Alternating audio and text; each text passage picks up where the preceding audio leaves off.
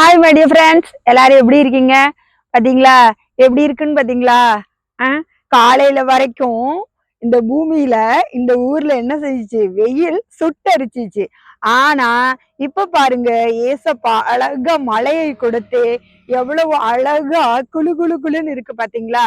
அதை போல ஏசப்பா நினைச்சாங்கன்னா என்ன செய்யலாம்? ஒரே நிமிஷத்துல காரியங்களை என்ன செய்யலாம்? மாறுதலா முடிய பண்ணலாம். அதனால நீங்க கவலைப்படாதீங்க. ஏதோ ஒரு காரியத்துல உங்களுக்கு ஒரு சோகமா இருக்கலாம். இல்ல இந்த காரியம் எப்படி முடியுமோ? இந்த காரியத்தை நான் எப்படி கடந்து வருவேன்? இந்த இந்த பிரச்சனைகள், இந்த பாடுகள் இருக்குதே, இதுல இருந்து நான் எப்படி வெளிய வருவேன்? அப்படின்னு சொல்லி நீங்க என்ன செய்யலாம்? கலங்கி தவிக்கலாம். ஆனா பாருங்க, அவ்வளவு வெயில், மத்தியானம்லாம் அவ்வளவு வெயில்.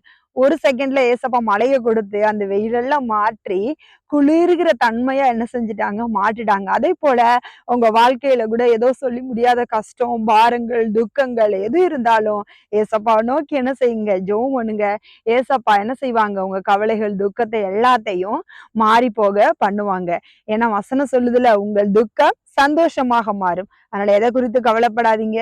ஜெபம் பண்ணுங்க. ஏசப்பா எல்லா காரியங்களையும் என்ன செய்வாங்க? மாறுதலா முடிய பண்ணுவாங்க. Okay my dear friends, thank you. God bless you.